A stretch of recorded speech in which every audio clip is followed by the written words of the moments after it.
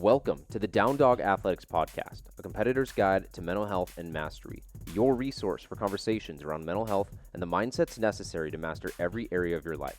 My name is Paul Klingen, and I'm a former Division I athlete that struggled with my mental health until I started yoga, which opened me up to other practices that gave me a balanced approach to my physical and mental health. The goal of this podcast is to inspire others to do the same, train and compete like an athlete, while also having the ability to slow down and practice stillness. When you can do both, you find balance and evolve into a greater version of yourself.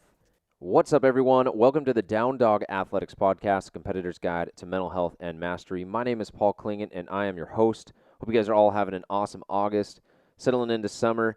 I don't want to say it's gone, and I always hate to wish the weekend away, but it has been crazy just how fast this year has flown by. It's like when you're doing nothing, time seems to just speed up, but yet when you're really busy, time speeds up as well. So maybe time's just going the same speed at everything, and I'm just losing my mind. Aren't we all?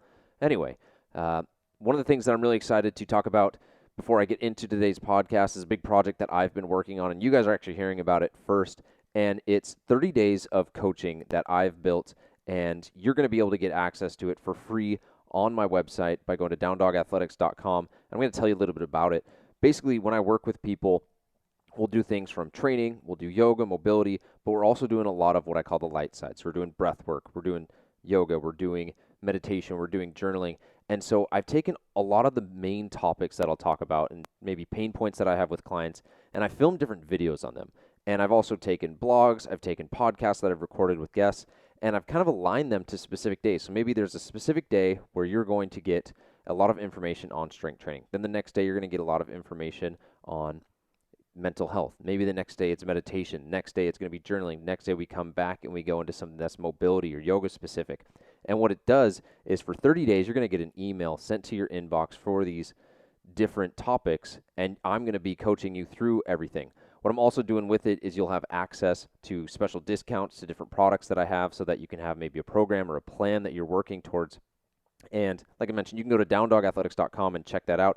Or another cool thing that I've added, you can just text DDA30 at 22828. That's DDA30 at 22828. And that'll send you a text. You'll be able to sign up from your phone. You don't even have to log onto a computer. So if you're listening to the podcast right now on your phone, you can just text that in. Make sure you're not driving. Want to keep everybody safe.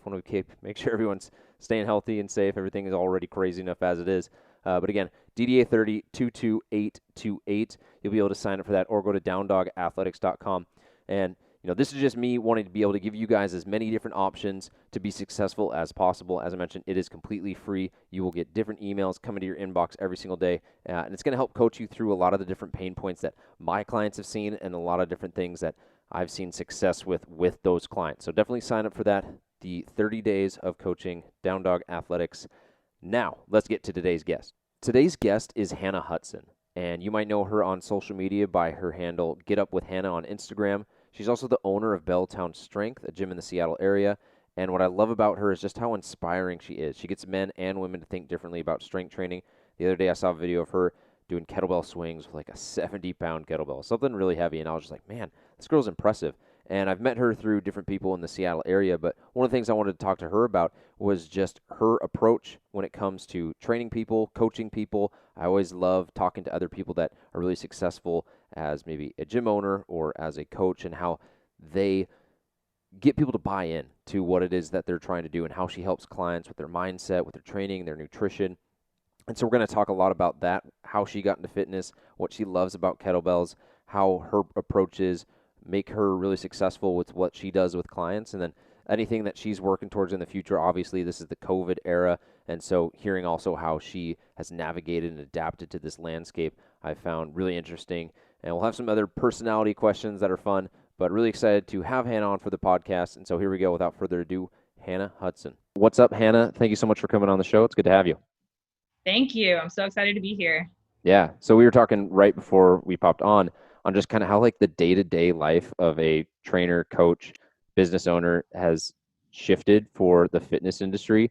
What's kind of your day-to-day now that you're not maybe in the gym as much and seeing people in person? So it was a little different when COVID and quarantine happened, because we're in phase 2 now. So when quarantine went into effect, we're doing all Zoom classes through the gym. So I was doing, I think 2 or 3 a week. And we did basically all body weight. We did rent out some equipment. And so I was teaching a lot less classes and doing a lot less personal training sessions. So it was kind of nice to have like a little bit of time to myself. Now that we're in phase 2, we are back at the gym doing small group classes. So I am there every day, either working out or teaching personal training or group classes. So it's been nice. Yeah. What were some of the pros and cons that you dealt with the Zoom classes specifically? I know I like the ability to teach them at whatever time I want in the comfort of my home, but I also have no control over what position people are in, and I'll tell them to like grab a piece of equipment, and next thing I know, they've got like a broomstick, and I'm like, sure, Yeah. that works. The nice thing was that we did rent out all of our kettlebells. So for most of the classes, we did do only body weight only classes, but a lot of them were kettlebell related, and most of them were clients from before. So they weren't just people who were being like thrown in, because my biggest thing and at the gym, we're really into form. So being able to like touch people and like kind of help them move. And I know you probably get that with yoga as well. It's really important to be able to help them get into those positions. So it's obviously harder through Zoom. You can't really like stare at everyone's little video screen and say, hey, change your back position, like pull your lats back. So I think that was the biggest thing, is you can't really coach form as well online in a group class setting. Yeah, that is one of the things that I thought was really cool that the fitness industry did, was renting out equipment to members, because it shows like a lot of trust, but then at the same time too, like you're able to keep that connection with them. And then when we do get to phase 2 and phase 3, they're like, man, I've had this bike or this kettlebell with me the whole time. Like I want to go back and return it, and then, you know, have that same connection to that gym that helped them out through what still is a tough time. Yeah. And we're actually doing, I would say 1/3 of our members are probably not comfortable coming back in. So we allowed them to keep their kettlebells. And so when we teach for some of our classes, we do dual classes where we're showing online as well as in person. So you kind of have the people online watching you and then everyone in the class watching you, which is nice. Yeah, for sure. And you do a really good job on your social media channel of incorporating a lot of instruction and education. How has that really changed, or has it, since COVID's happened? Have you found you're like, okay, now I have more time to create, more emphasis on how I can really deliver that online value to clients? Or have you always just, because you do a really good job of it, have you always just been like, I'm gonna educate, here's an example of something to do today, boom, go do it? So I've always loved doing the education part, showing form and giving people workouts online. And I wanted to turn that into a business. And to be honest, I feel like COVID is the reason why it gave me like that kick in the ass to like, hey, now is your time. This is where you should be pushing for your online brand, because everyone's at home and they're in quarantine. So I actually, in some ways, have to thank quarantine for happening. Yeah. Actually giving me the push for pushing my brand. So now I'm doing a bunch of online programs and stuff. But it really just evolved. At first, I didn't even know it was going to turn into a business. And then I started to get like a following, and I was like, hey, maybe I could turn this into a business. And so started throwing, hey, would you guys be interested in programming? And people seemed interested. So it's been a fun journey. Yeah, definitely. It's creative constraint is what I've found in a way. There's so many different directions to go as an entrepreneur. And if someone's just like, all right, that quarter of the field is now blocked, you have to use this other half. And you're like, okay, great. Now I have less choices, less decision fatigue in a way. It sounds like that's kind of been the case for you. Yeah, definitely. It's I feel like it's going to progress more. I feel like as you go about your online business, you find like what's working and what's not working and how you can change things to make them better. Yeah. And I want to get into all of that and how your online programs work and what you do with clients. But first, I kind of want to hear what got you into fitness and kind of what your story is there. Yeah. So I've always been into fitness, working out, sports, grew up playing basketball and soccer, and in college kind of fell off and couldn't figure out what I like to do. And I found CrossFit. So that's actually kind of what got me back into fitness after sports, and really loved the competitiveness. So I started doing local competitions in Seattle when I graduated. However, I also started getting a lot of injuries. So I actually fractured my back, and I have a bulging disc in my back. And I remember going to the doctors because I was having pain lifting all the time, but I would just push through it because I felt like that was the thing to do. And the doctor was like, you should never lift again. I was like, well, let's hold on there. Yeah. So like, obviously I was like shocked. I remember I was with my husband and I started crying after the session. I was just like, this is my life. I was coaching at the time also, I should say this. I was like, I can't not lift. And so I really started to like hone in on form, and kettlebells was the thing that I found that was easiest to help me understand my body the best. So really started learning how to perform exercises correctly. How I think core and breathing are two huge components that people don't focus on enough. And it's also very hard to understand. So having a proper coach to teach you those things is very important. And once I started understanding my body better, I could tell like, hey, you're pushing yourself too far. You need to tone it down. And so it just really helped me understand how to lift correctly. And I've kind of taken that idea and I now want to help other people learn how to lift correctly. Because I have so many people who come in and they're like, I've had back pain my whole life. I'm scared to do kettlebell swings. I've heard they're going to hurt your back. And my biggest thing is trying to break those barriers down of those misconceptions and teach them how to do it correctly, so they understand that you can do swings without having back pain. You just need to learn how to do them correctly. Yeah, 100%. And I like that your experience is something that you're able to lean on. All those injuries now, you at some point had to learn how to correct and fix those. And so you're learning cues, you're learning exercises, and then you're able to go and help guide people and be like, hey, I had the same injury that you had, or type of injury. Make sure you do this. And you're 100% right. Breathing, I try and post about it, even though no one seems to care, because it's like, bro, I breathe every single day. Like, you don't need to tell me how to breathe. But if you do it wrong, it cascades into every single system of the body. And especially from a training standpoint, if you got bad breathing mechanics, now you've got bad shoulders. If you got bad shoulders, you're in the surgery room. Yeah. At some point. Absolutely. Yeah. Breathing is so important. I've had some people ask me to do tutorials online, but it's really hard to teach as well. I feel like doing one-on-one with breathing is a lot easier. Yeah, definitely. And then what's your kind of thought on, I feel like so many times people will get back injuries and they get a diagnosis from their doctor. They're like, you'll never lift again. And from a trainer standpoint and someone that's in like wants to empower people, you don't want to overstep your scope, obviously, but at the same time, it's like, no, you can do it if you do it properly.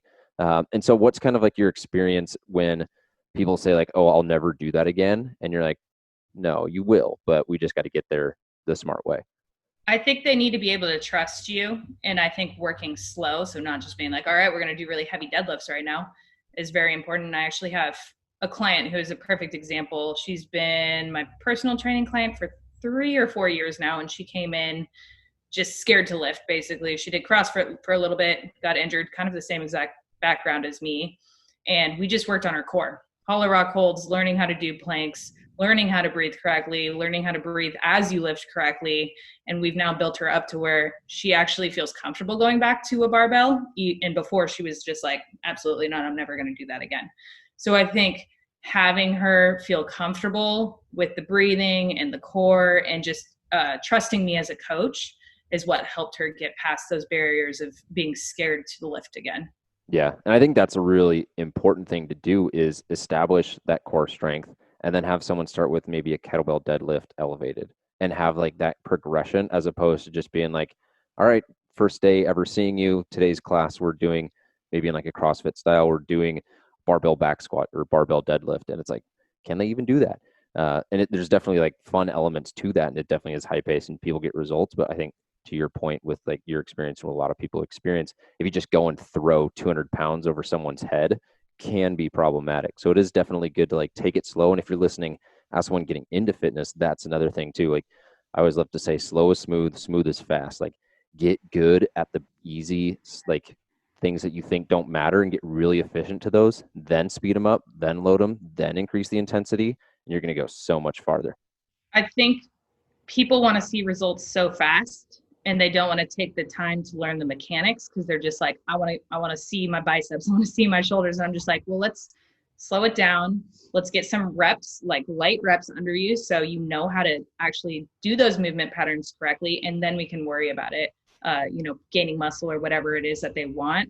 I think society, a lot of the times, you see like 12-day abs or whatever it is. And it's just like, it's such a lie. And it's like, people need to understand that slow and steady will win the race. And it's important to like understand those mechanics and understand that it's going to be a longer process. But if you can stick with it, you're going to be able to keep it a lot longer. Yeah. And injury free. What are some of the ways that you get buy-in from people that you're working with on they have a wedding in 3 months or summer's 3 months away and they want X by that time, but you also know as a good coach, like, no, we need to work on these things, and it might take you 9 to 12 months. What are some of the ways that you get buy-in with that? Because they're hiring you for maybe a result and they don't even realize that they want or need something else. I think it's important as a coach to be honest with someone. So don't just lie and be like, yep, we're going to get there, just to have them be your client. Like honest, giving them honest feedback on, hey, 3 months is pretty soon. We might not be able to get to that goal, but we can work towards it. I think that is something that's important. The other thing is, if it is a weight loss goal like that, then nutrition. Like we can continue to work through that strength, but if your nutrition is not right, you're not going to see those results. So for someone who wants a shorter period of time, really focusing on that. And that can be muscle build or weight loss. It could be anything, but it just needs to be important to them to focus on their nutrition. I just recently, when COVID started, I was like, well, I should just get my precision nutrition certification because I have nothing to do right now. So I got it in like a month. I just studied every single day. And so I've been focusing on how I'm going to incorporate that into my online business as well. Yeah. So I went through the Nutritional Coaching Institute, which is similar to that. And I think it's like a 3-month program. And then you take kind of guinea pig clients through it and submit it. And anyway, that's boring stuff that doesn't matter. But one of the things I really liked about it was that it showed kind of a triangle of goals. And most people that are just getting into fitness are going to help both performance, aesthetics, and longevity. But what I always try and say in my assessment is the closer you get to being strong as shit, the further away you might get from having a really healthy spine or having aesthetics that would be bikini competitor on a magazine. Whereas you go the other way and someone is on a magazine, they're just like eating specifically for that. They may not feel the best and their performance isn't that of an Olympic athlete. And then you get people who are like, I just want to look and feel healthy. It's like, great. That's like something where like, let's get you to live to 100. Let's eat healthy. Let's choose joint friendly exercises. I think that's like a big thing that I wish the fitness industry would go towards more, is like getting people to understand you can't get stronger, lose weight, run a marathon, and like eat candy while watching TV. You gotta kind of pick which lane you want to go in for a little while. And also getting those, if you're like, I want to be down really low body percent, like you got to understand that you might not feel great. Like you're going to feel hungry and that might not be your ideal. And I know I've struggled with that. I've counted macros for probably 3 years now, and I'm like loosely counting them right now during the summer. But like I always struggle with, I don't feel as good in a bikini right now because I'm eating a lot more calories. But then I'm like, this is a dumb mindset. Why am I thinking this way? I feel a lot better and I'm lifting heavier. So it's just also helping clients to have that mindset where it's like, you might not feel like you look the best right now, but how are you actually feeling? Like, do you feel healthy? Do you feel energized? Are you sleeping well? Are you having less stress in your life? So there's way more pros, I think, with like not worrying about having that ideal image of yourself. Right. And I was having this conversation with a client, and I'm really glad to have you on because you are like a really strong woman and you probably empower a lot of women to be like, all right, yeah, I'm going to go do kettlebell stuff. But we were talking about body dysmorphia and training to perform better. And I'm training for a marathon. I definitely want to look and feel healthy, but at the end of the day, like my goal is to run sub 3 hours. And if that means I put on a little bit of weight and I'm not in this like crazy calorie deficit while I do that, that's okay. And so getting people to have this perspective of like, I'm exercising to feel good. I'm exercising because this goal matters more than an arbitrary image that even once you get to, you might not still be happy. Well, and even if you're reaching the look goal, A lot of the times you can't stay there. Like you see the people on stage, they look like that for like 1-2 days, and then after that they're not lean like that, so it's not real. So I think having people understand, like, we can get to this goal, but a lot of the times, like, you're not gonna be able to maintain this goal for that long. And I think you gave the perfect point, because I, during the summertime, hike all the time. I'm constantly backpacking, biking, hiking, so I need to eat a lot more calories to sustain and fuel my body, which means that I'm holding on to a lot more water weight. And I'm okay with that because I know it's helping me with my performance. Right. Yeah. You don't want to go on a hike and feel like trash. Otherwise, you'll end up and get eaten by a bear. Like that's never a good way to go. It is a great time for hiking though, with everything like shut down and you got maybe more time Uh, to yourself. And you Everyone say wants to no. hike now, though. Is everyone Well, hiking? I'm not a big hiker, so I wouldn't know. yeah, I mean, it depends on where you go. You just got to be smart about where you're going. I say drive further away, because I think everyone has the same idea. It's nice out, there's nothing to do, so let's go on a hike. And then you get a lot of people who just aren't, wearing face masks. So you just got to be smart about where you go and try to find places that are less populated. Yeah, which actually kind of makes it fun because then you're like going into like maybe less traversed paths and going to places that you normally wouldn't go to. We're kayaking uh, in Central Washington this weekend, and I haven't done that ever, so I'm super excited about that. Um, Curious then, kind of just to shift back to what we were talking about earlier with kind of like the online model. Obviously, fitness is moving that way more, but it's at the same time hard to do it well.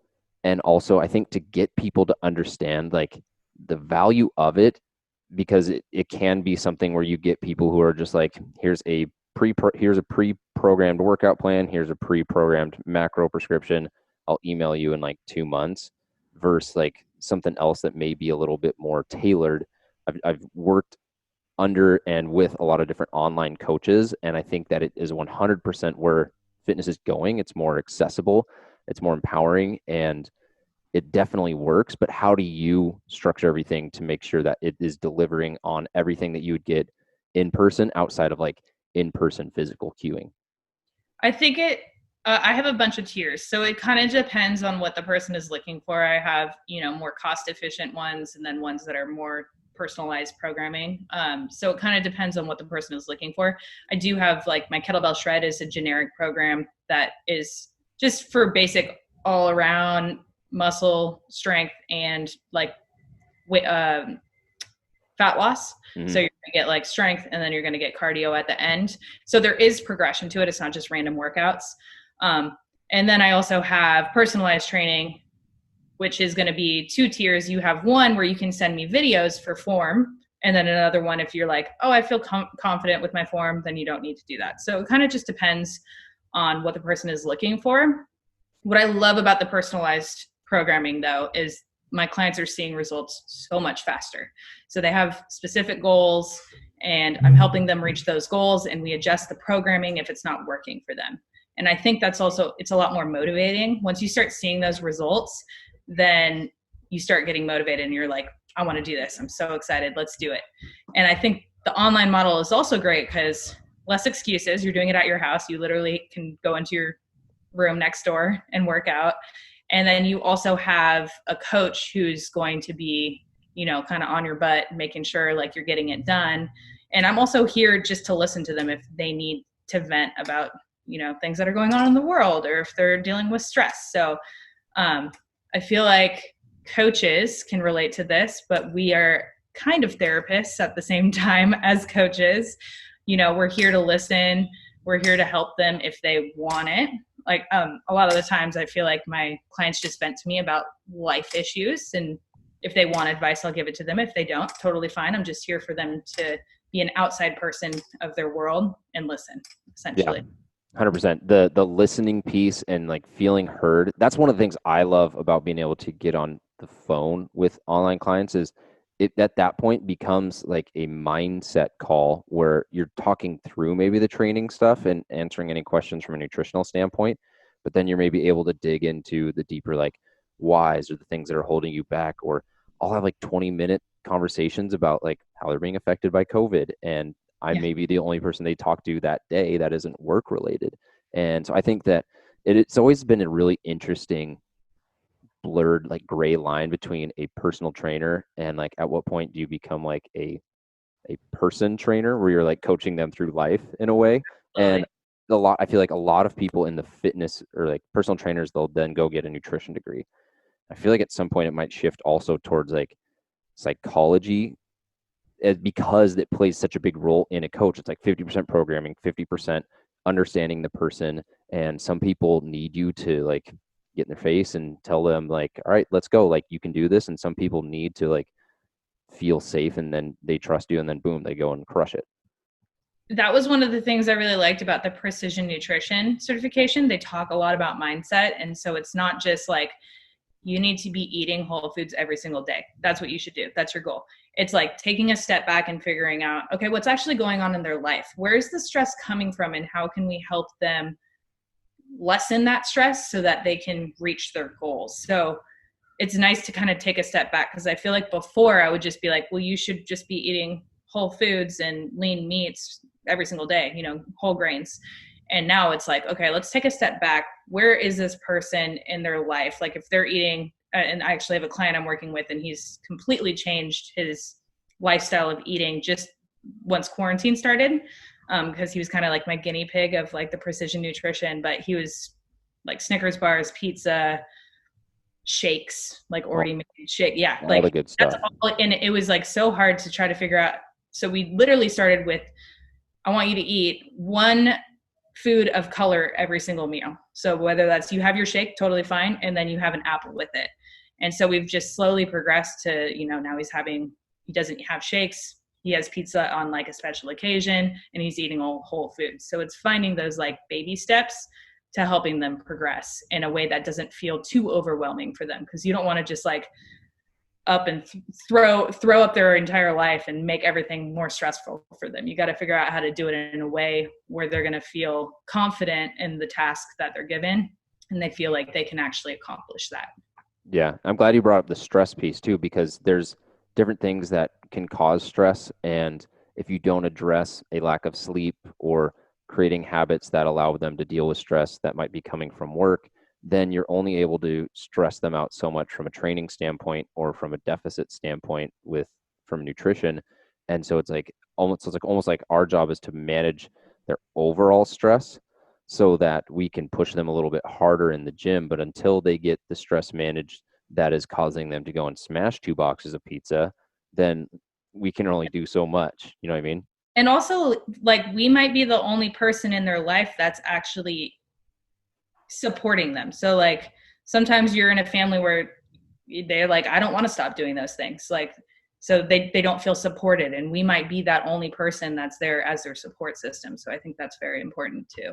Yeah, the people that surround you, that's like probably the biggest thing and the hardest thing to have an impact on as a coach, because you obviously can't say like, hey, the person that you're dating and your 5 best friends, like they all suck. Like go find new ones, and every goal that you set will change.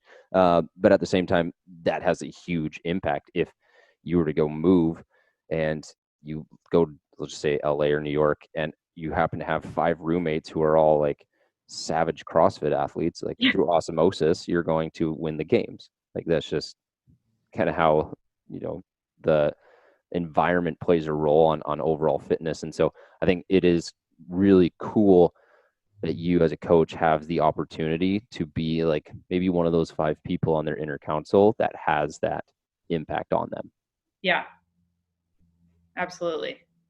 Um, so curious, with everything going on, obviously gym's limited. Is there anything else that you're, working towards in the future that you're super excited about? Could be just things that I you're training for. 2 things. Cool. I'm not training for anything. So it's actually nice. I'm not training for anything right now, which actually feels great. So summertime, I would say my training program is already pretty on the low scale, I would say, because I'm doing so much outdoor activities. So right now I'm basically just doing normal, like simple strength stuff every single week, and then doing a lot of hiking and biking and stuff. So it's kind of nice because I felt like there's less stress on me not having to train for something right now, because I feel like I'm always training for something. But work-wise, I do have a couple things coming up, but I'm not allowed to talk about it right now. So Oh man. some exciting opportunities that are coming up that I'm excited to share soon, but I I can't really share anything right now. And that'll be on Get Up with Hannah, right? On social media that Yes, you'll do most that? all the online stuff is related to Get Up with Hannah. We do Zoom classes and stuff for the gym, but I'm trying to separate the two brands. Yeah. Which I think is important. That's something that I've run into where it was like disability or insurance or something like that, and they're like, you're the face of your business, and so I think that's another thing anyone who's in the fitness industry should look at is like, how can I be separate from the business? Because at some point, maybe you want to sell it or you want people to work under it and have them be like, hey, I signed up for Get Up with Hannah and I'm working with Stacy. Come on, what's the big deal here? And so it's definitely like something down the road, but if you plan on being in the industry for a long time, having that delineation, I think is really important. Yeah, absolutely. Yeah. And when Belltown started, when I bought it, I mean, I was teaching every single class. I was there at 6 a.m., came back for the middle of the day, was there until like, 8, 9 p.m. at night. And it was just exhausting. And I did that for I had like one or two other trainers doing a couple classes. And I did that for a few years. And I got to the point where I was just like, I can't do this. I need more trainers.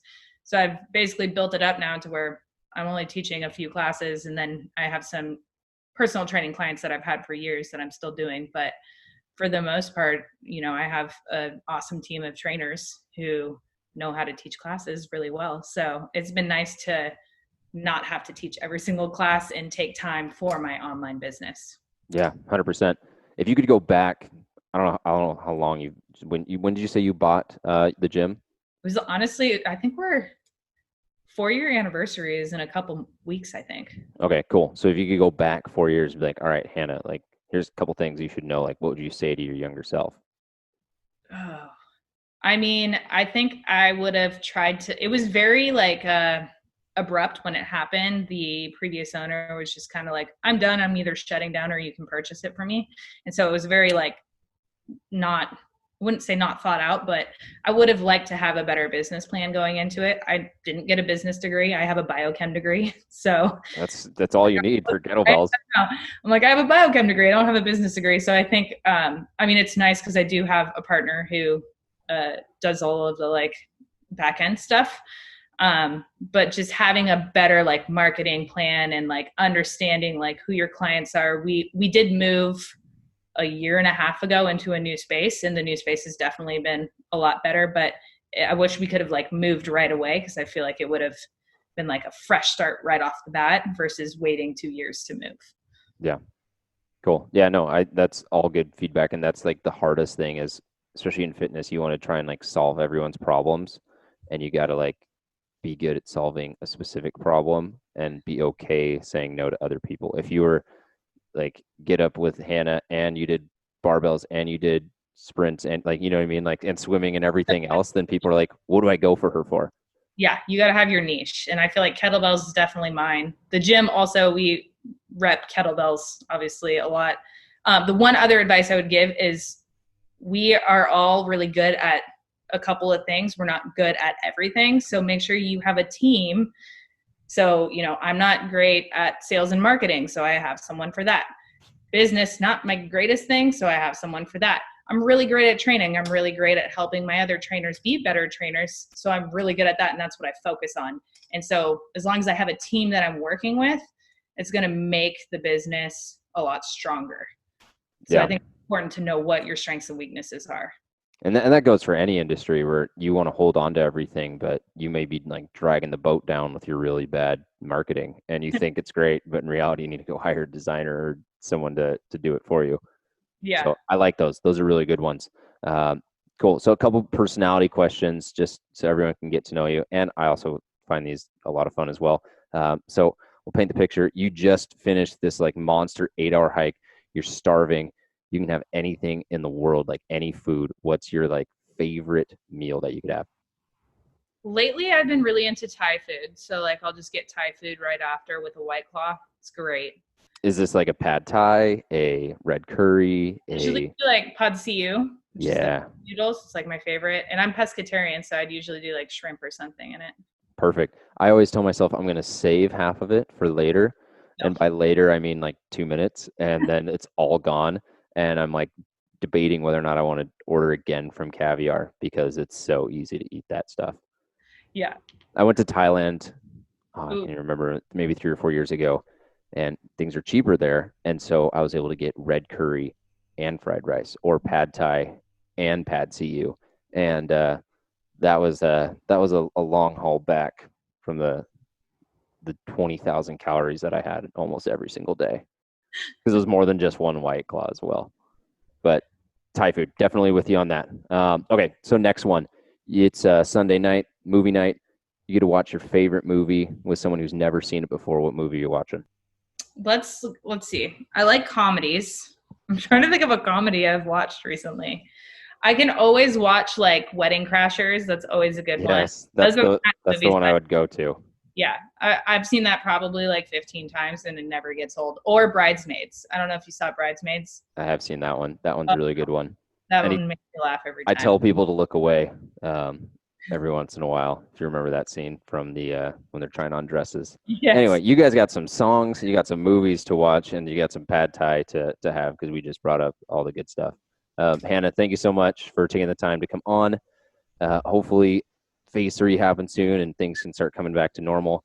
Definitely be down to see you soon and get some kettlebells in. Yes. Thank you so much. Cool. Awesome. Take care. Bye, guys. Before I let you go, just want to say thank you so much for listening to today's podcast. If you enjoyed the conversation that Hannah and I had, be sure and tag us on social media. Let us know that you're listening. And if you've enjoyed the podcast and it's really your vibe, I encourage you to head to iTunes and leave a 5-star rating and review. I would really appreciate it, and it helps me continue to grow the podcast. Whenever I reach out to people that really would align with stuff that you guys want to listen to, that's something that, maybe their assistants or they're checking. They're like, all right, how many ratings does it have? And so when you guys go on and leave a good rating, it says, hey, this is a good area to have good conversations, and I want to bring that to you guys. Last but not least, as I mentioned at the very beginning of the podcast, created a new program for people to be a part of. It is free. All you got to do is text DDA30 at 22828, or go to downdogathletics.com to sign up for 30 free days of coaching. You're going to get an email each day with a video, a blog post, and a podcast that dives deep into specific topics around strength training, nutrition, mobility, mental health, yoga, and everything else that I do with Down Dog Athletics. Other than that, you guys all have an awesome rest of your day, and I'll catch you next time on the Down Dog Athletics podcast.